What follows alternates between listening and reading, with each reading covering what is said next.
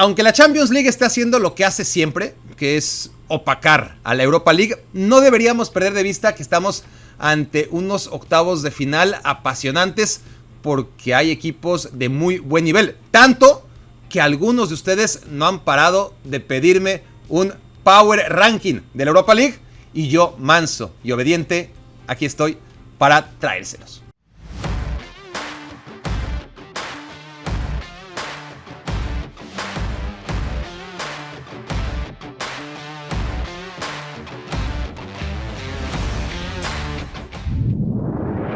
Hay algunos términos como épico, que en el día a día usamos demasiado, los malbaratamos y luego cuando toca turno de catalogar algo que realmente es épico, pues ya la palabra se queda muy corta, ¿no? Entonces, para hablar de Unión Berlín hay que decir que es, si me lo permiten, absolutamente épico, porque todas las temporadas logra subir el listón. Y cuando eres un equipo sorpresa, cuando eres un equipo que siempre ha sido humilde y logra sorprender, eso lo hemos visto muchas veces a lo largo de la historia en diferentes países, lo más difícil es el segundo año mantenerte, no bajar un escalón.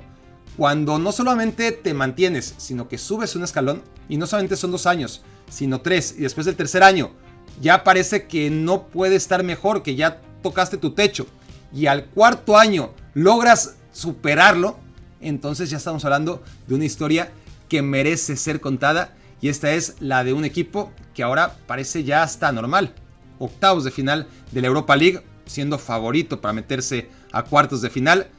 Cuartos de final también en la Copa Alemana, en la Pokal, en donde no se metió a la final el año pasado por un gol de último minuto en semifinales, y que en Bundesliga acaba de perder el primer puesto a 12 jornadas del final en campo del Bayern Múnich. Y todo esto siendo un cuadro como Unión Berlín que ya era absolutamente extravagante verlo en Bundesliga hace 4 años. ¿Por qué digo esto? Porque Berlín es una ciudad gigantesca, como ustedes saben, es la más grande de toda la comunidad europea, y sin embargo nunca ha tenido a un club de fútbol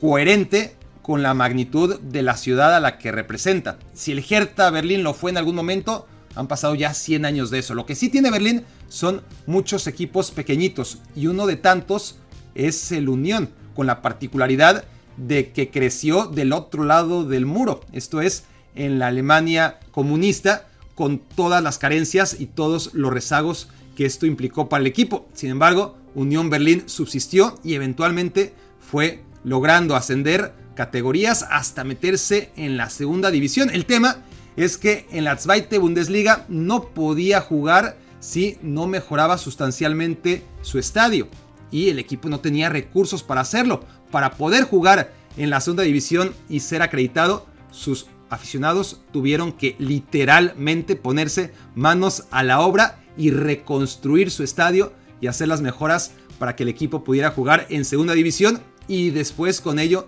meterse a la Bundesliga. Ya jugar en la Bundesliga era un hito que parecía insuperable y que iba a durar seguramente 1 año, porque ¿cómo iba a subsistir un equipo así entre los hiperprofesionales de la Bundesliga?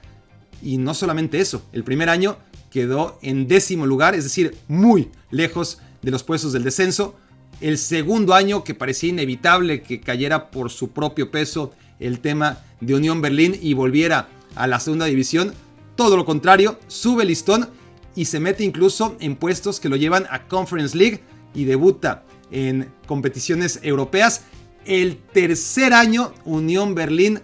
se mete en la Europa League, que es la que está jugando ahora, y se quedó muy cerquita de la Champions League. Y este cuarto año, además de competir en todos los frentes, como siempre hace, en la Pokal, en la Bundesliga, en Europa League, está en puestos para jugar Champions el próximo año. La verdad es que es una historia que merece mucho la pena valorar, y lo ha logrado un técnico como Urs Fischer, tratando obviamente de mantener una línea de juego, y esa es la gran fortaleza del equipo, no las individualidades. Podemos hablar de Geraldo Becker, que ahora mismo es la figura del equipo, pero muy pronto dejará de serlo. Un jugador de Surinam, que también esto está bien, ¿no? Un futbolista neerlandés, evidentemente, pero que juega con la selección de Surinam por sus orígenes y que ahora mismo está a un nivel físico y de inspiración enorme. pero cuando digo que es lo de menos es porque se va a ir, seguramente, como se han ido tantos otros jugadores de Unión Berlín, porque es lo que pasa con los equipos revelación. Sus figuras se van en el mercado de transferencias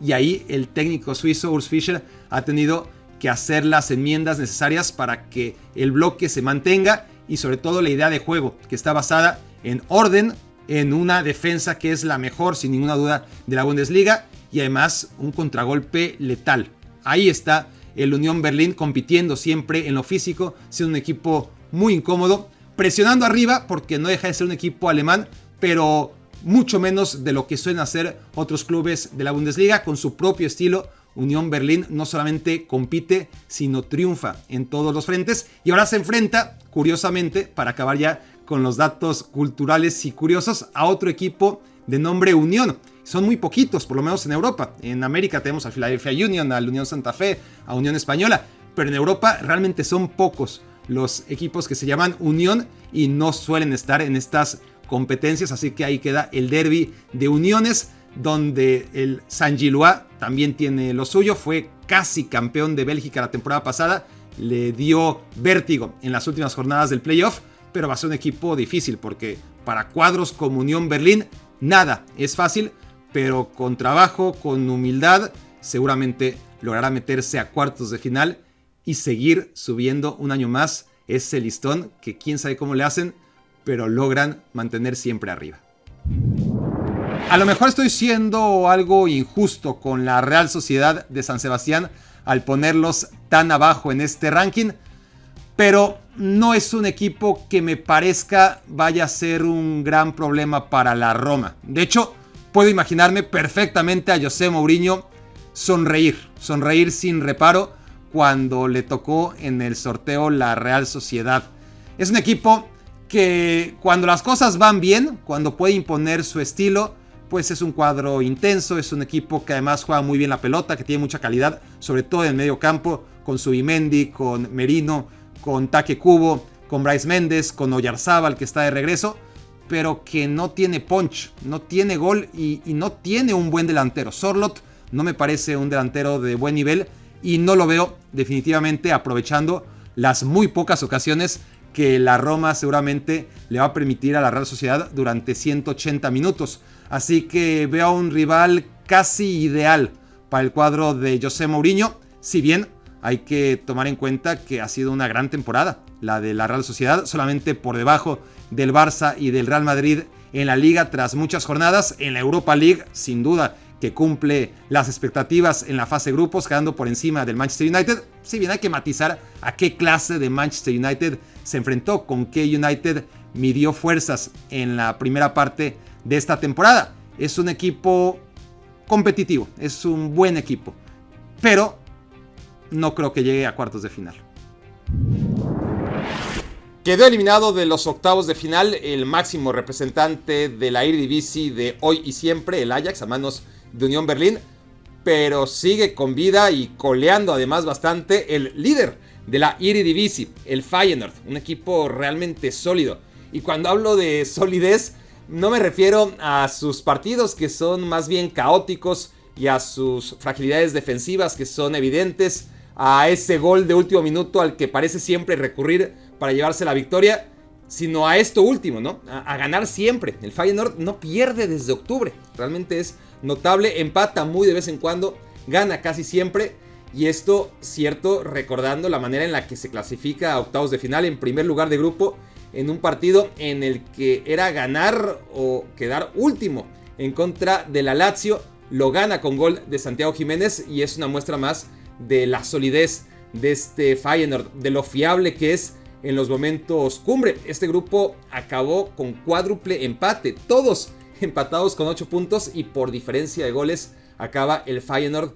sentenciando el primer lugar de grupo, que le permite enfrentar al Shakhtar Donetsk. No va a ser fácil, nunca lo es, pero está claro que esta versión 2023, por razones que todos conocemos y que desearíamos fueran diferentes, pero la realidad es que este Shakhtar es la peor versión, lejos, que hemos visto en Europa hace décadas, y esto debería aprovecharlo el Feyenoord en un partido que será seguramente muy emocionante, en dos partidos que seguro serán parejos, con muchas emociones, con pronóstico difícil de acertar, pero en el que el Feyenoord, con una figura primordial como es el capitán Orkun Kökçü, debería avanzar a la siguiente ronda, basado sobre todo en la experiencia que le ha dado la Conference League, porque este equipo no es novedad que esté cumpliendo objetivos que parecían inalcanzables. Ser líder en la Eredivisie, avanzar a esta ronda y ser favorito inclusive en octavos de final de la Europa League, viene precedido de meterse a la gran final de la Conference League la temporada pasada, que será un torneo menor y lo que ustedes quieran, pero hay que ir avanzando rondas y meterse hasta la final, como hizo el Feyenoord del año pasado, antes de perder contra la Roma de Mourinho, que les adelanto, ya hablaré de ella también. Después de tanto tiempo rindiendo a un nivel tan alto, un nivel que no le corresponde ni por historia, y diría yo que tampoco por presente, tomando en cuenta la calidad de su plantel,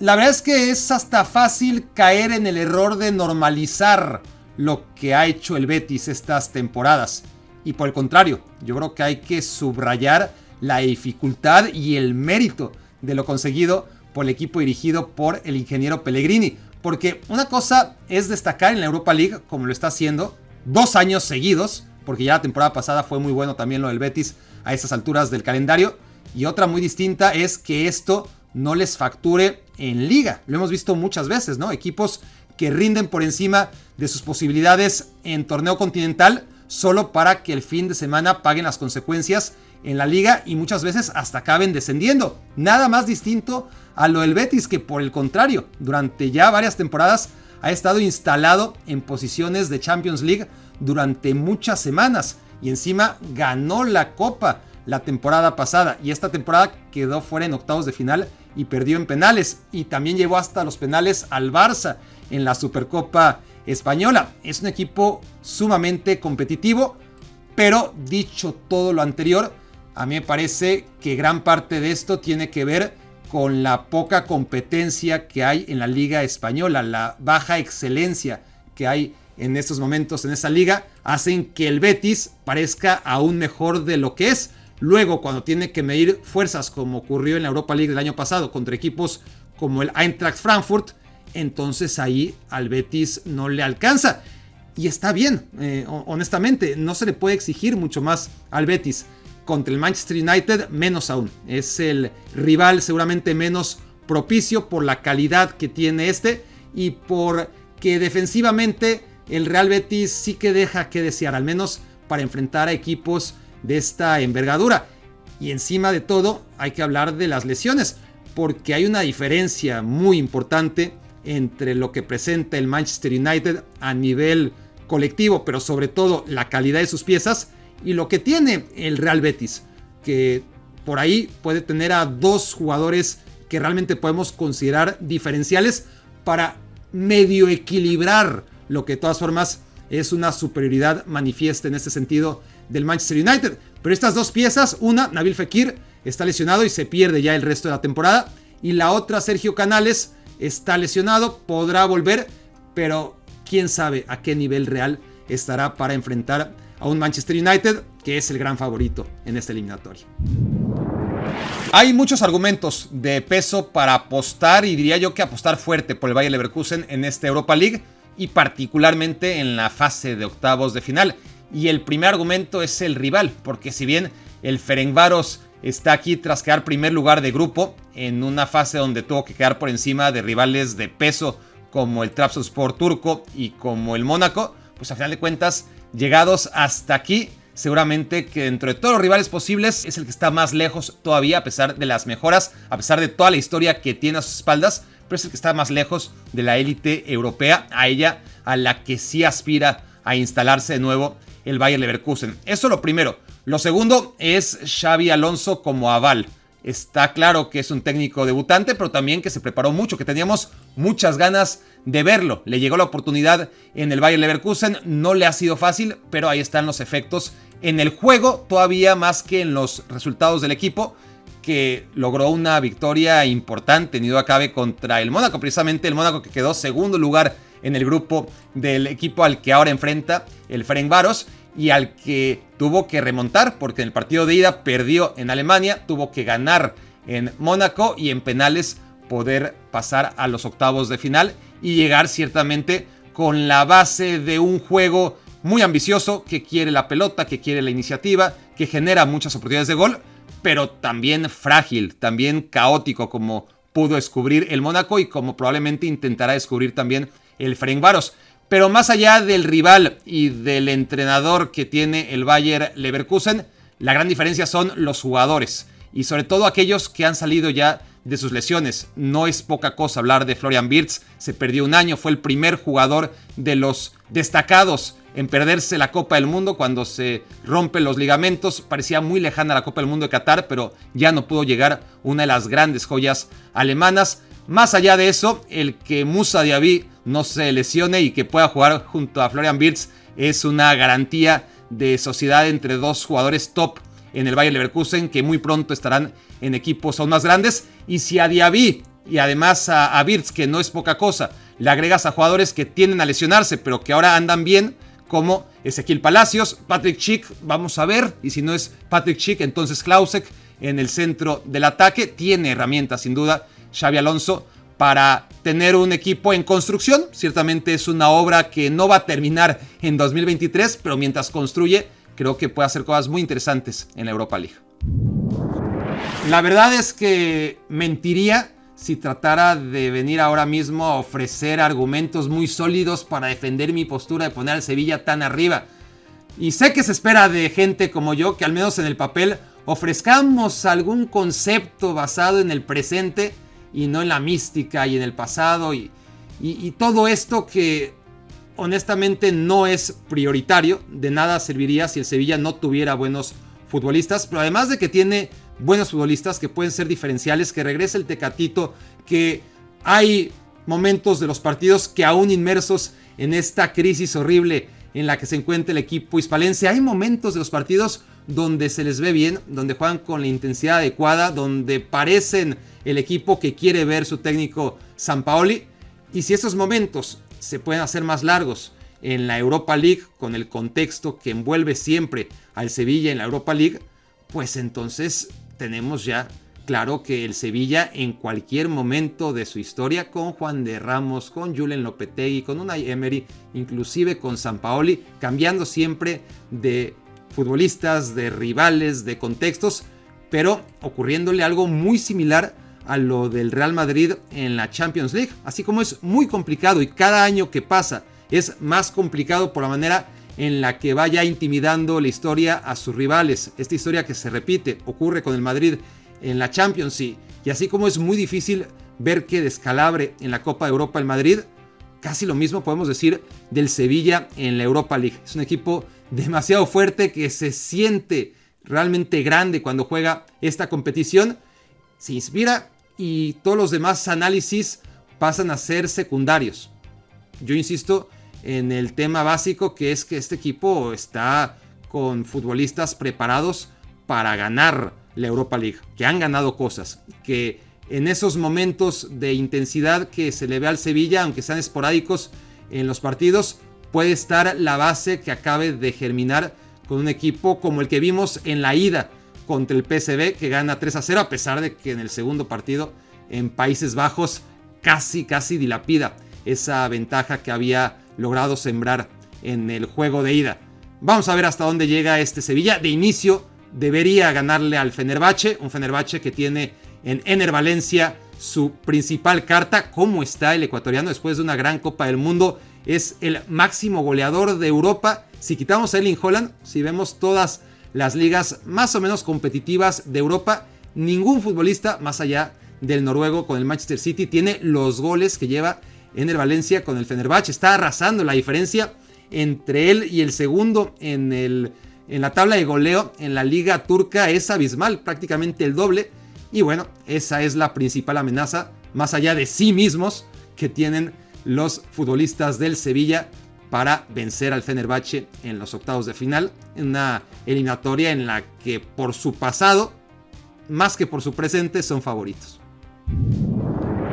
La Juventus atraviesa una crisis, otra crisis institucional muy importante, y sin embargo Tal parece que cuando se siente perseguida es cuando saca lo mejor de sí. Ha ocurrido muchas veces en la historia y en esta temporada en particular ya había levantado la Juventus, parecía que estaba lista para pelear el Scudetto antes de enfrentar al Napoli, antes que le quitaran 15 puntos en la tabla de posiciones, y entre esa decisión sobre la mesa para castigar las trampas de la Juve y el castigo que le propina en la cancha el Napoli, se marcan diferencias en donde realmente se da cuenta dónde está parada una Juventus que es muy incongruente porque le encanta defender, pero no defiende del todo bien. Tiene futbolistas jóvenes, talentosos, descarados, pero a la vez un equipo sumamente conservador que no le saca jugo. Tiene a un futbolista como Federico Chiesa recuperado ya de su lesión y sin embargo lo usa muy poquito.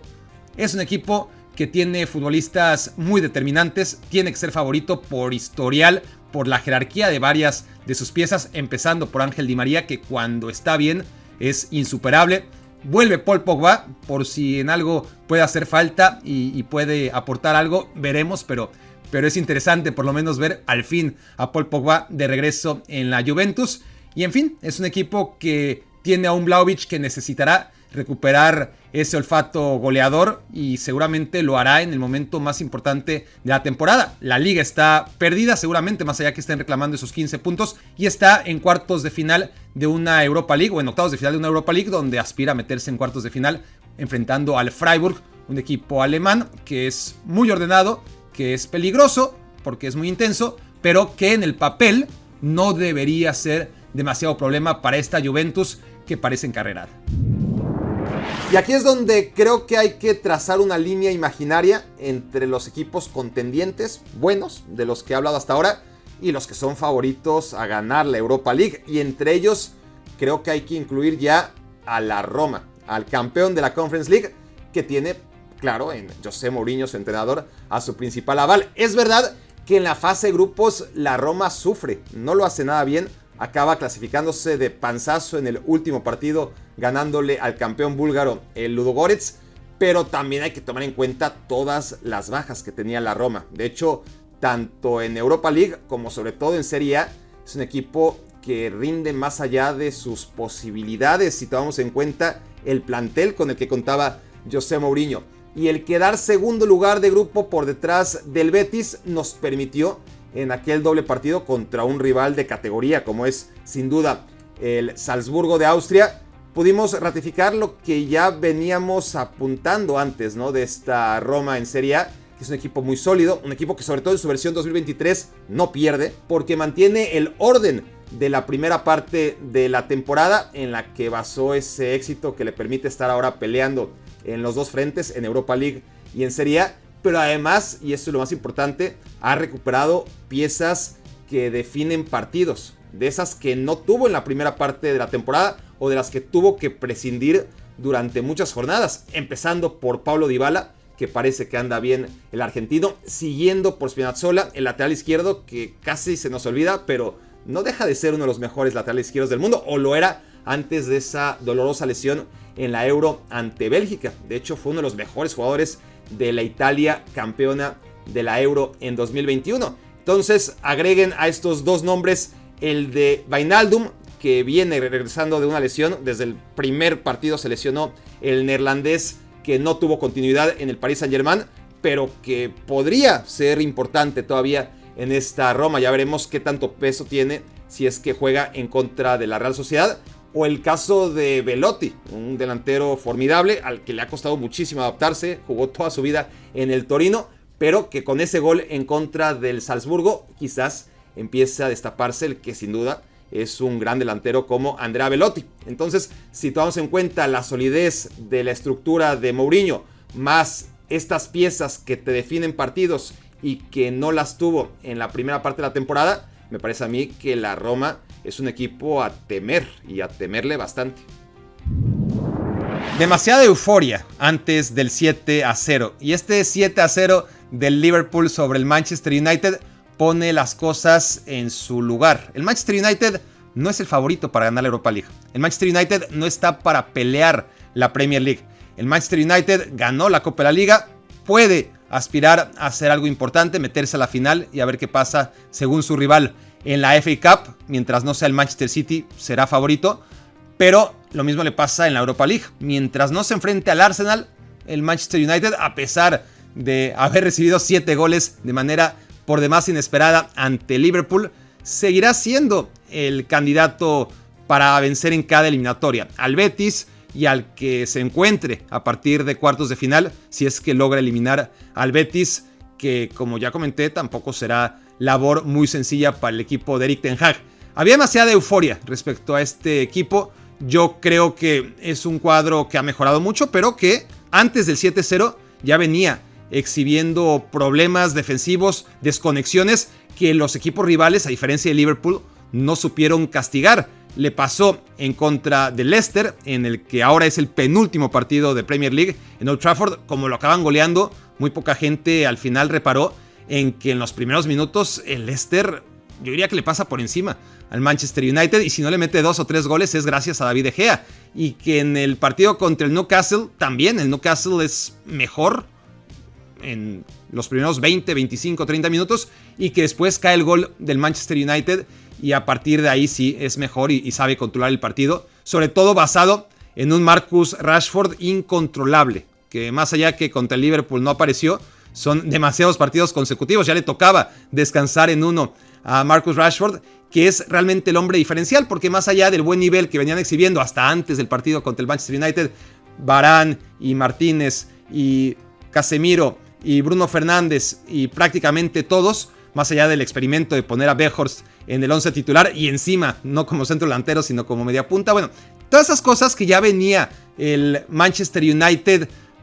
pues dejando algunas dudas, pero en la victoria, y eso pues siempre es más fácil construir y mejorar cuando el resultado va avalando en el día a día lo que estás haciendo, siempre y cuando seas autocrítico con lo que hay que mejorar. El Manchester United tenía buenos resultados y buen juego por algunos momentos de los partidos, pero no estaba como para que fuera considerado uno de los equipos en mejor forma del planeta, ¿no? Cuando en este planeta juegan al nivel que juegan el Arsenal, el Manchester City o el Napoli. Así que el Liverpool le ha hecho un favor, creo que a muchos, para ubicarlos, y yo no me desmarco, yo no lo cambio del lugar que ya le tenía asignado, el segundo puesto de esta Europa League, de este Power Ranking de Europa League, pero eso sí, lejos, muy lejos del número 1. Y en el puesto número 1, aquí la verdad no tengo dudas, ni la menor duda. Me parece a mí que el Arsenal no solamente está encima del resto, sino que está muy por encima de todos los demás. Y es verdad que han mejorado varios de los contrincantes posibles, porque primero obviamente tiene que ganarle a un equipo que no va a ser presa fácil, como es el Sporting Club de Portugal, que además tiene a un figurón como Edwards, surgido de la cantera del Tottenham, el gran rival del Arsenal, así que ese va a ser un aliciente y una dificultad extra seguramente para un cuadro de los Gunners, que de todas formas tendrán que avanzar a cuartos de final, y a partir de ahí, mira, si es la Roma, si es inclusive el Sevilla, si es la Juventus, si es el Manchester United, pues potencialmente son equipos que deberían pelear con el Arsenal. Pero en la práctica, lo que hemos visto hasta ahora es que tendrían que seguir mejorando muchísimo. Y el Arsenal empeorar demasiado de aquí a que se enfrenten en esos hipotéticos cuartos, semis o gran final, como para que realmente el Arsenal no sea el gran favorito. Otra cosa es ponderar que la Europa League no es la prioridad del Arsenal. La prioridad obviamente es la Premier League, y en esto ha ido dejando competencias a lo largo del calendario. La Carabao, la FA Cup, pero la Europa League es algo que le debe interesar muchísimo, porque no tiene demasiados trofeos continentales en su historia el Arsenal, y porque la lucha por la Premier League va a ser difícil. No puede apostarle todos los huevos a una canasta que suele ser además prioridad del Manchester City, y que no podemos estar seguros que si ahí pone el Arsenal toda su apuesta en la temporada, se lo va a llevar. No se vaya a quedar sin nada como el Liverpool la temporada pasada. El Liverpool tuvo que pelear por todo y al final se quedó con 2 copas. Este Arsenal tiene 2 trofeos que perseguir, los 2 más importantes desde el inicio de la temporada, más allá de la FA Cup, en la que el Arsenal es un equipo tradicional y que es el más ganador y que también le importaba, pero Un partido contra el Manchester City tuvo que elegir, y mientras el City salió con una mayoría de titulares, el Arsenal salió con una mayoría de suplentes y ahí dejó ir la FA Cup. Pero la Europa League es un torneo continental que le interesa y que además no puede desperdiciar el Arsenal, un equipo inolvidable, sin que gane nada. No puede permitir que este Arsenal quede en el recuerdo como mira el equipo que casi gana, que dominó, pero que no pasó nada con ellos. Por lo menos, si no les va a alcanzar en la Premier League, y eso está por verse, tendrían que apostar fuerte por la Europa League, porque además en el mercado de invierno han hecho los movimientos necesarios como para tener esa amplitud, ¿no? Esa profundidad de cambios y de rotaciones necesaria para que pueda entrar Trossard y no se sienta tanto la diferencia, para que entre Jorginho, para que Gabriel Jesús, regresando a una lesión, también tenga los minutos necesarios. En fin, Fabio Vieira, que viene siendo ya trascendental en la fase de grupos de la Europa League. Este es su torneo y es un gran jugador, el mediocampista portugués, que ahí le puede dar descanso a Odegaard. En fin, el Arsenal seguirá siendo potente aún cuando su prioridad sea la Premier League, y ya veremos qué tanto lo desgasta. Pero a mí me parece que el potencial, el juego, la inercia, la dinámica, la necesidad que tiene el Arsenal de ganar algo este año le debe empujar a ganar la Europa League. Ya miran ustedes qué piensan, en qué están de acuerdo, y sobre todo estoy seguro que miran en qué no están de acuerdo. Leeré atentos sus comentarios. Por lo demás, activen la campanita de notificaciones, suscríbanse al canal, ¿qué esperan? Y lo más importante de todo, nos vemos muy pronto en la próxima entrega.